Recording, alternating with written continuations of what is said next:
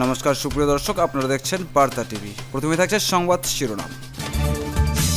আদানির প্রতি আনুগত্য দেখিয়েছেন ডক্টর ইউনূস। লন্ডনে ডক্টর ইউনূসের সঙ্গে তারেক রহমানের বৈঠক শুক্রবার। অন্তর্বর্তী সরকার 9 মাস কি করে কাটিয়েছে, প্রশ্ন মাসুদ কামালের। ডিএসসিসির কোরবানির বর্জ্য অপসারণ কার্যক্রমের সমাপ্তি ঘোষণা। নির্বাচনে কালো টাকার অপশক্তিকে যুব সমাজ পরাজিত করবে, জামায়াতের আমির। এতক্ষণ শুনছিলেন সংবাদ শিরোনাম, এখন হবে বিস্তারিত।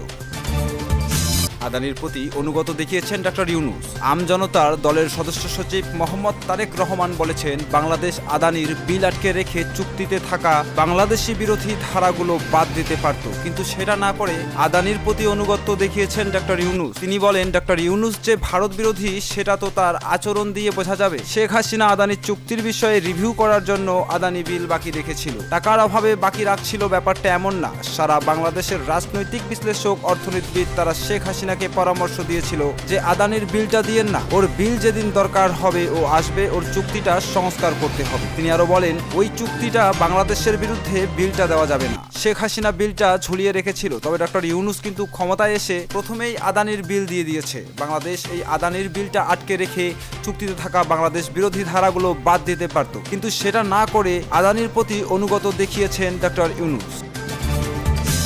লন্ডনে ডক্টর ইউনূসের সঙ্গে তারেক রহমানের বৈঠক। আগামী শুক্রবার অন্তর্বর্তী সরকারের প্রধান উপদেষ্টা অধ্যাপক ডক্টর মোহাম্মদ ইউনূসের সঙ্গে বিএনপির ভারপ্রাপ্ত চেয়ারম্যান তারেক রহমানের বৈঠক অনুষ্ঠিত হবে। সোমবার রাতে বিএনপির স্থায়ী কমিটির বৈঠকে এ সিদ্ধান্ত গ্রহণ করা হয়। বিএনপির একটি সূত্র এ তথ্য নিশ্চিত করেছে। শুক্রবার সকালে বাংলাদেশের আগামীর রাজনীতির জন্য অত্যন্ত গুরুত্বপূর্ণ ওই বৈঠক অনুষ্ঠিত হবে। একটি অভিজাত হোটেলে হবে কাঙ্ক্ষিত সেই বৈঠক। আনুষ্ঠানিক আলোচনা তো বটেই, খানিকক্ষণ একান্তেও কথা হবে দুই ব্যক্তির মধ্যে। শিডিউল সেভাবেই ঠিক হয়েছে। এর আগে 4 দিনের সরকারি সফরে সোমবার সন্ধ্যায় লন্ডনের উদ্দেশ্যে ঢাকা ছেড়ে গেছেন অন্তর্বর্তী সরকারের প্রধান উপদেষ্টা ডক্টর মোহাম্মদ ইউনূস। সন্ধ্যা 7:30টায় প্রধান উপদেষ্টা ও তার সফর সঙ্গীদের বহনকারী এমিরেটস এয়ারলাইন্সের ফ্লাইটটি হযরত শাহজালাল আন্তর্জাতিক বিমানবন্দর ত্যাগ করেন। স্থানীয় সময় মধ্যরাতে ফ্লাইটটি লন্ডনে পৌঁছার কথা রয়েছে। সফরকালে বাকিংহাম প্যালেসে ব্রিটেনের রাজা তৃতীয় চার্লসের সঙ্গে দেখা করবেন প্রধান উপদেষ্টা। সময় তিনি রাজার হাত থেকে গ্রহণ করবেন Kings Charles Harmony Award. Doctor ইউনূসের সম্মানে রাজকীয় ভোজ হবে,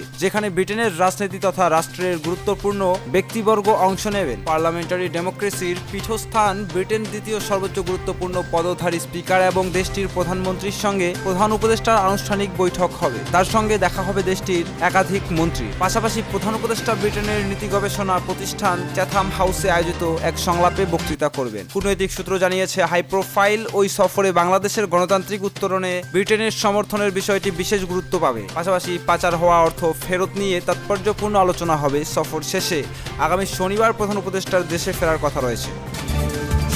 অন্তর্বর্তী সরকার 9 মাস কি করে কাটিয়েছে, প্রশ্ন মাসুদ কামালের। অন্তর্বর্তী সরকারকে উদ্দেশ্য করে জ্যেষ্ঠ সাংবাদিক ও রাজনৈতিক বিশ্লেষক মাসুদ কামাল বলেছেন, সরকার তোতা পাখির মতো পেয়েছে একটা কথা, ডিসেম্বর থেকে জুনের মধ্যে নির্বাচন হবে। যদি নির্বাচন ডিসেম্বরের মধ্যে হয় তাহলে আরো 7 মাস। গত 9 মাস কি করে কাটিয়েছে সেটা আপনারা জানেন। আরো 7 মাসে আপনারা নির্বাচন করতে পারবেন না। সংস্কার 7 মাসে শেষ হবে না যদি আরো 6 মাসে শেষ না হয়। সম্প্রতি দেশের বেসরকারি গ্লোবাল টেলিভিশনের প্রশ্নগুলো সহজ অনুষ্ঠানে তিনি এসব কথা বলেন। তিনি বলেন, অন্তর্বর্তী সরকার যে রাজনৈতিক পার্টিগুলোর সঙ্গে কথা বলছে, তারা সরকারকে যার যার বক্তব্য জানিয়ে এসেছে, কিন্তু সরকারের কি বক্তব্য সেটা জানার আগ পর্যন্ত পরিস্থিতি বোঝা যাচ্ছে না।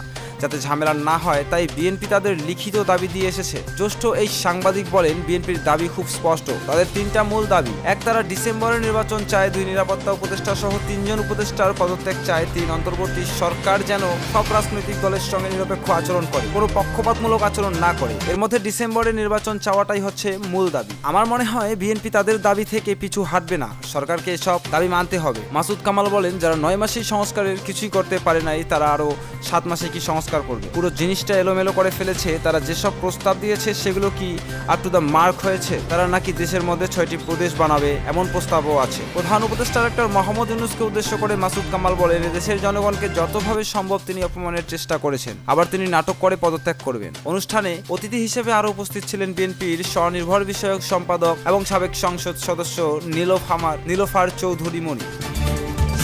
ডিএসসিসির কোরবানির বর্জ্য অপসারণ কার্যক্রমের সমাপ্তি ঘোষণা। পবিত্র ঈদুল আজহার প্রথম ও দ্বিতীয় দিনে ডিএসসিসির ৭৫টি ওয়ার্ড থেকে শতভাগ কোরবানির পশু বর্জ্য অপসারণ করা হয়েছে বলে জানিয়েছেন ঢাকা দক্ষিণ সিটি কর্পোরেশনের প্রশাসক মোহাম্মদ শাহজাহান মিয়া। এ সময় তিনি কোরবানির বর্জ্য অপসারণ কার্যক্রমের আনুষ্ঠানিক সমাপ্তি ঘোষণা করেন। সোমবার বিকেল ৪টায় রাজধানীর ওয়াসা ভবনে আয়োজিত এক সংবাদ সম্মেলনে একথা বলেন তিনি। প্রশাসক বলেন, পবিত্র ঈদুল আজহার প্রথম ও দ্বিতীয় দিনে ঢাকা দক্ষিণ সিটি কর্পোরেশনের ৭৫টি ওয়ার্ড থেকে শতভাগ কোরবানির পশু বর্জ্য অপসারণ করা হয়েছে। তৃতীয় দিনে দুপুর ২টা ৪৫ মিনিট পর্যন্ত ৭৫টি ওয়ার্ড থেকে মোট ৩১,২২৬ মেট্রিক টন বর্জ্য অপসারণ করা হয়েছে। এবছর লক্ষ্যমাত্রা ছিল ৩০,০০০ মেট্রিক টন, অর্থাৎ লক্ষ্যমাত্রার বেশি বর্জ্য নির্ধারিত সময়ের আগেই অপসারণ করা সম্ভব হয়েছে। শাহজাহান মিয়া বলেন, ঢাকা দক্ষিণ সিটি কর্পোরেশনের অস্থায়ী ইজরা দেওয়া ৮টি পশুর হাটের মধ্যে ৮টি হাটের বাঁশের খুঁটি, ভাসমান ও উড়ন্ত ময়লা অপসারণ করা হয়েছে। হাটের সামগ্রিক বর্জ্য অপসারণ কার্যক্রম প্রায় শেষ পর্যায়ে, আশা করা যায় দ্রুততম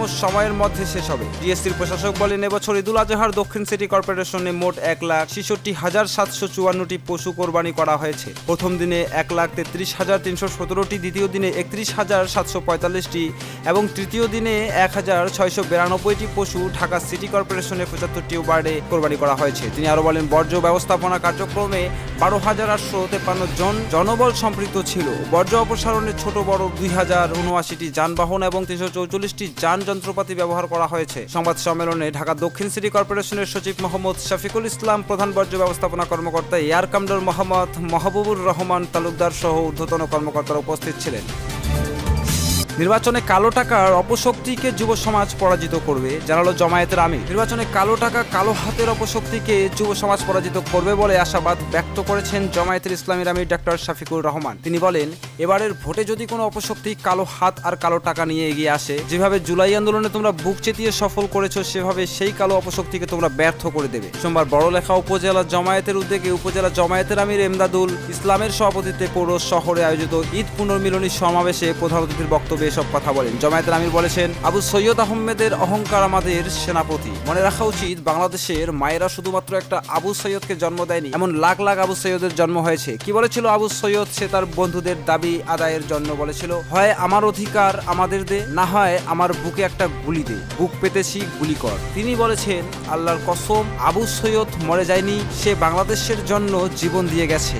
আবু সৈয়দের মৃত্যু শুধু বাংলাদেশের বাবা মায়ের হৃদয়কে নাড়া দেয়নি, গোটা বিশ্বের মানুষকে নাড়া দিয়েছিল। তার মতো যারা লড়াই করে জীবন দিয়েছে তারাই আমাদের জাতীয় বীর। তাদের বীরের মর্যাদা দিতে হবে, কারণ তাদের কারণে বাংলাদেশ আজ মুক্তি পেয়েছে। তিনি আরো বলেন, এবারের ভোটে যদি কোনো অপশক্তি কালো হাত আর কালো টাকা নিয়ে এগিয়ে আসে, যেভাবে জুলাই আন্দোলনে তোমরা বুক চেতিয়ে সফল করেছো, সেভাবে সেই কালো অপশক্তিকে তোমরা ব্যর্থ করে দেবে। তোমরা হয়তো ভাবছো আমাদের ওপর দায়িত্ব দিয়ে তোমরা নির্ভর। আমরা যেমন জুলাইয়ে তোমাদের নেতৃত্বে লড়াই করেছি, এবারের ভোটের লড়াই তোমাদের নেতৃত্বে হবে। আগামী নির্বাচন সুষ্ঠু করতে সবাইকে পাহারাদারের ভূমিকায় থাকতে হবে। নির্বাচনে কালো টাকা, কালো হাতের অপশক্তিকে যুব সমাজ পরাজিত করবে বলে তিনি আশাবাদ ব্যক্ত করেন। তিনি দাবি করেন, ইসলামী সমমনা দলগুলো চাঁদাবাজি সহ কোনো অবৈধ কাজের সাথে জড়িত নয়।